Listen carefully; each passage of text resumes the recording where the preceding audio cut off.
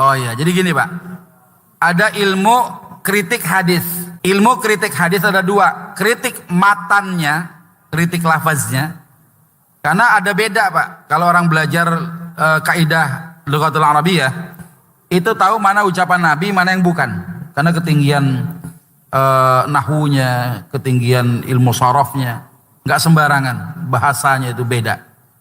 Nah kemudian dari sisi kritik sanatnya. Siapa perawinya, itu ada ilmunya, ada ilmu rijalul hadis, mustalah hadis. Nah, bagaimana kita nih sekarang nih, ya? Kita pengen belajar sekarang ini yang jarang sekali dilakukan oleh kita, belajar ulumul hadisnya. Kalau sekarang ada kajian hadis, itu bukan ulumul hadis, syarhul hadis namanya. Ya mensyarahkan hadis. Misalnya ada Sahih Al-Bukhari, ada kitab syarahnya. Apa kitab syarahnya? Fathul Bari, ya. Jadi Fathul Bari itu salah satu kitab yang mensyarahkan kitab Sahihnya Al-Bukhari. Kitab Sahihnya Imam Muslim, syarahnya siapa? Imam Nawawi menulis syarah Imam Muslim, mensyarahkan. Jadi kalau sekarang orang belajar kitab kayak Riyadhus Shalihin, ya, itu kan kitab-kitab bukan kitab hadis, ya, bukan kitab ulumul hadis, tapi kitab salah satu syarhun min syuruhil hadis. Ya, kitab syarah di antara kitab-kitab syarah hadis.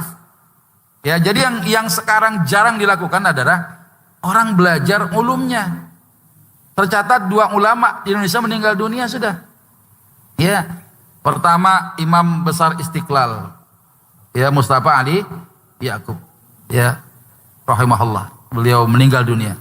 Yang kedua Dr. Lutfi Fatullah. Jadi sekarang ini, dulu ada lagi kiai yang fenomenal, ya, siapa? Kiai Nahrawi Abdus Salam. Anaknya ya pernah sekolah bareng saya, sekarang udah doktor, ya, perempuan semua anaknya, istrinya orang Mesir Pak. Beliau kalau menyampaikan hadis orang nggak kuat Pak. Satu matan yang pendek, misal an-nadhafatu minal iman, itu ngomong matan segitu, cerita dulu sanatnya. Ya bagaimana sifatnya, itu baru terakhir begitu. Makanya orang yang budak-budak, yang kuat-kuat, ya kenapa? Karena ulumnya yang dipelajari, bukan syarahnya, ulumnya. Kekuatan hadisnya bagaimana. Terus bagaimana kita sekarang? Ya kalau mau ya belajar kita. Cuma taklimnya nggak sembarangan, ya. Harus ada ustadz-ustadz yang mengerti ilmu hadis. Belajar kajian tafsir, yang dikaji kitab tafsirnya, bukan ulumut tafsirnya. Kitab tafsir yang mana nih? Kan banyak nih. Kalau ana buka, ya, mungkin ustadz-ustadz lain sudah punya nih. Ini versi terakhir belakangan, ya. Ada yang terbaru. Ini di dalam Al-Maktabah Syamilah ini ada 3.800 kitab, Pak. Saya ngebayangin kalau ini dihabiskan, kita udah keburu mati, Pak. Beneran, ya. Ini saya buka nih.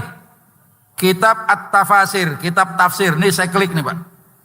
Ini jumlahnya segini Pak, ini yang ini kitab semua nih. Atau misalnya kitab hadis, ya, ya, pembahasan masalah, ini baru, ini tafsir, ini ulumul Qur'annya.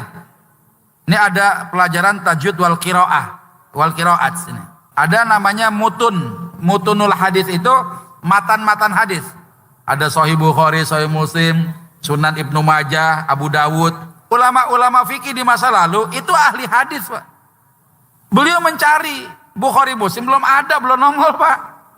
Ya makanya kadang kenapa Imam Syafi'i menyatakan kunut subutu sunnah muakkadah, diambil hadisnya Al-Imam Al-Baihaqi misalnya, sebagian orang berpendapat itu adalah dhaif, ya, tapi kata ulama Syafi'i berdasarkan pencariannya itu hadis sahih menurut beliau. Makanya beliau berani mengatakan bahwa kunut subuh itu sunnah muakkadah. Jadi terjadi perbedaan cara pandang ulama menilai kuat lemahnya hadis. Ini berpengaruh kepada istimbatul ahkamnya ulama, menarik kesimpulan hukumnya ulama. Akan terjadi perbedaan pendapat dari metodologi yang mereka kuasai, ya. Jadi bukan berarti Imam Malik kagak ngelihat hadis itu, ini menilainya, dari cara menilainya. Nah jadi kalau misalnya ada hadis sahih yang katanya sahih tapi nggak bisa diamalin, ya, Ini contoh yang paling sering saya sampaikan. Sebenarnya banyak materinya ada, Pak. Ternyata tidak semuanya hadis sahih itu bisa diamalin. Nah, kalau orang awam kayak kita cuma timbang ini sahih, ini sahih. Lu siapa? Ya kan main tiba-tiba merekomendasi ini bisa diamalkan, yang ini enggak. Jangan. Saya aja dari awal, Pak. Saya sampaikan materi, saya hanya menukil pendapat para ulama. Saya jawab pertanyaan antum ini bukan fatwa saya pribadi, saya nggak boleh berfatwa. Saya hanya menukil pendapat ulama yang saya pelajari. Makanya hati-hati ya, termasuk hadis-hadis sahih itu tidak selalu bisa diamalkan. Kadang konteksnya berbeda. Ya, saya lagi nyari ini di mana. Ini sebenarnya materinya udah jauh banget. Semua saya mungkin belum pernah memberikan informasi di sini ya. Tentang apakah hadis sahih itu. Nah ini nih.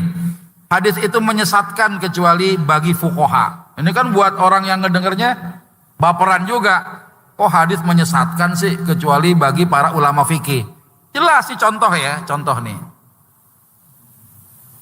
Kata Nabi apa? La taktubu anni syai'an ghairul Qur'an. Ini sahih hadisnya. Jangan kalian menulis dariku kecuali Quran. Nah berarti kan antum nggak boleh belajar hadis, nggak boleh nulis hadis. Nabi melarang itu, Pak. Ya. Paman kata anni syai'an, barang siapa yang menulis sesuatu dariku ghairul Qur'an, selain daripada Quran, falyamhu, maka suruh hapus. Berarti jangan-jangan kalau kita ngambil dalil ini, kesahihan ini, Imam Bukhari, Imam Muslim, Ibnu Majah, Abu Dawud, Al-Baihaqi, salah semua dong. Enggak, konteksnya berbeda. Nabi kenapa enggak suruh tuliskan hadis? Nabinya masih hidup, Pak. Orang nanya gampang. Sunnahnya masih hidup, sunnah itu masih hidup. Ya, kenapa? Karena jangan sampai ketukar mana ayat, mana hadis. Karena dua-duanya bahasa Arab.